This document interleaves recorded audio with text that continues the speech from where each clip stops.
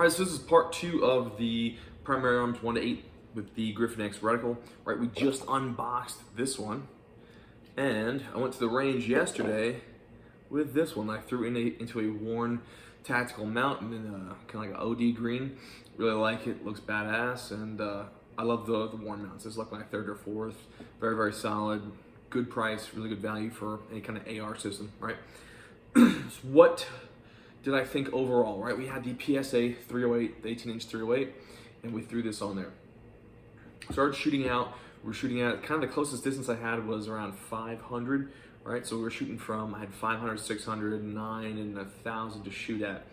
So that's kind of far for a 1-8, right? But we had the 308, and I had 175 grains I was shooting out of it. So I'm like, let's see what we can do, right? Let's see what we can do, how we can push it. So with that reticle, right, with that kind of Christmas tree-ish dot reticle, you can use those wind dots to see, and this is where this scope shines, right? You need to be able to see the impact and then move, because wherever that impact is, say you hold somewhere, because I'm only holding, I'm not dialing with this scope at all. So having the Mrad turret on top is cool, but I'm not going to be dialing it. Most people are not going to be dialing this because it's a closed cap. It's not an open turret, right? So you're using that reticle. This is a reticle heavy optic. You're using that reticle. You're using those holdovers in the wind dots. So 600, I put it on that 4th mil because I know for around 600. I need about 4 mils, give or take, right? So I'm like, all right, let me use that 4th mark, which correlates in there in the manual at 600 yards, and the target was 630. Put it on it, good trigger squeeze, and had an impact, right? It's to the right or left, and then just brought it over, impact. So not too hard there, right? 3 in a row at 630. So I'm like, okay, let's push it out and see we can go out. So I knew with this reticle having the bottom hash mark is a 10 mil, right? I knew at 10 mils, like almost exactly 10 mils, this thing can hit 1,000 with the 175 grains. So I started shooting out there. I was shooting 147, just ball ammo. It was all over the place. I was shooting at 1,000, 1,015. It just I could not get a consistent, like, I would impact to the right, so I would correlate that dot, right? It was near a dot. I'd put that dot on the target, pull the trigger, and now it was higher, or it was low, or it was left. And I'm like, okay, well, it's not good ammo, right? 147 grain out of a bolt gun, right? A bolt gun precision setup with a better optic would still not be hitting the target at that distance, right? It's just not consistent. The group size, it's even in a good gun with a good barrel and a much higher magnification optic, still you're not going to be able to group that well. It's regular non-match ammo. So I grabbed the 175s, threw it in there, and that was a totally different story.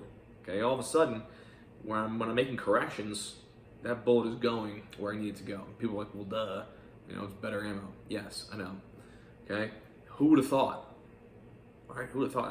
That's pretty crazy. Right. So this bad boy then was hitting. We got like 2 hits. I got a hit at 10-15, and then I think right off the edge, and then another hit. And you can see with the hit indicators on those targets. I thought that was pretty cool. Okay, for a 1-8 LPVO, right? On an 18-inch 308, that was pretty neat to me. I thought that was impressive, right? It was impressive. And then I went a little bit further. There was another target at 1090. I didn't know what range exactly it was. And that's where this reticle is going to shine. If you kind of have an idea of where that target is, or like you're thinking maybe it's around 600-700 yards, you're not exactly sure, you can put that dot where you think it's going to be, and it might impact low, right? Low and right. You're like, okay, you take that point where it impacted, right near that little wind dot, move that wind dot right to the target, pull the trigger, should be an impact. Okay, that's where this reticle is going to be shining there. That's what it's kind of designed for. You're not going to be able to get precise first round hits at distance, right? 300, 400 yards, yes, you should be able to, right? But at distance, because you cannot dial, right? You can, but you're not going to. It's not made for that. So you're holding, right? So on that reticle, right? It's not exact precise, and I wish the lines were a little bit finer. They are a little bit thick. That was kind of my first thing when I was comparing it to the HCSS Raptor. These lines, these Stadia lines are actually much thinner than what's in this. I'm not sure why they did that, but you know, for precision, you kind of want a precise line because I don't know if that's impacting at the top of that line or the bottom of that line. It's a thicker line. So you could be holding at 4 mils, 4.2. It's gonna be, you know, for that distance, say 500 yards, you need 3.5 mils, right? 3.5 mils would be an easy hold. But say you need like 3.4 or 3.6 or 3.7. You're not gonna be exactly on.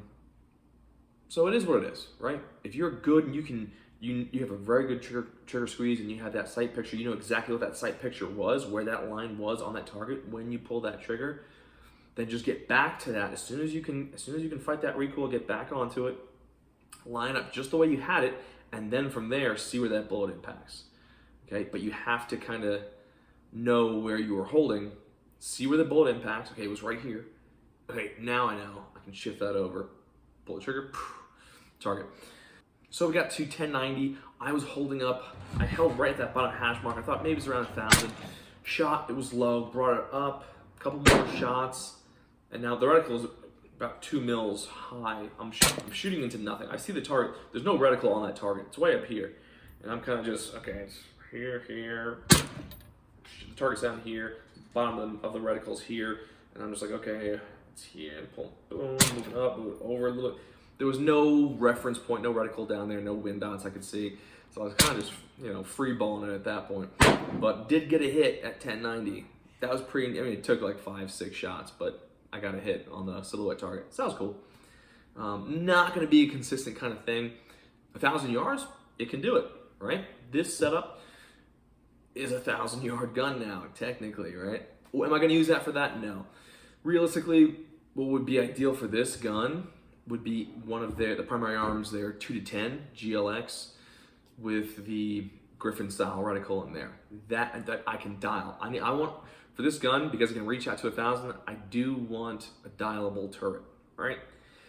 I still like the weight savings you get in this, but it's just not, again, and that's me splitting hairs here, saying, oh, well, the 1-8 doesn't get me precise shots at 1,000 yards. Yeah, it's not designed for that. I get it. Realistically, this thing is going to be going on a 5.56, right? Maybe a 5.56, like a 14.5 to an 18-inch gun. And that will allow you to get more precise shots past 500. This is not designed for, can I get direct hits at 800s, 900? I mean, you can, but most people are not using it for that, right? You're shooting past 800. You have a better optic and you're gonna have probably a bolt gun system, right? It's not so much a gas gun. I think these 1-8s are designed for gas guns. What I see it on, really shining on, is like a 5.56 platform shooting 77 grain. That will do really, really well, right? And you're, out to 700. Like I said, just checking it out, first time. I kind of want to do some closer shooting with it, maybe from, up close, 5 yards out to 300. Do a little bit of that. See how fast we can get on targets with that. But long range, if this is the first day I was looking at it, and it was impressive. I got much further than I could have gotten with the Raptor, right? Just because of the reticle. And that's what's kind of cool about this, is that you have that option. Maybe you're not shooting that far all the time, but maybe you have a spare mag with 175 grains or 77 grains, right? Depending what platform you're shooting. And you say, hey, listen, I'm gonna take that further shot out there. I'm gonna use this ammo, and now you're getting out there because you need a consistent ammo. You can't shoot just regular ball ammo and expect to be able to use those reference points on the reticle, because if you shoot here and you shoot again and it doesn't impact right here, say it impacts over here, when you move that reticle, the impact could be here, here, here, here. It's not gonna work, doesn't work, right? So you need consistent ammo. That was kind of the key lesson that I learned. If you're gonna use this thing further and you wanna get precise shots and actually use that reticle for moving around and getting that faster follow-up shot using the reticle, which you have to with this optic, then yeah, you need decent ammo.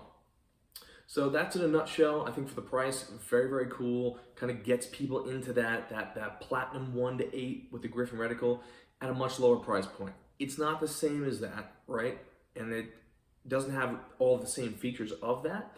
But for people who want that reticle without spending $1,200, I think it's something to look at, right? So I'm gonna do some more testing with it, and we'll see where she goes.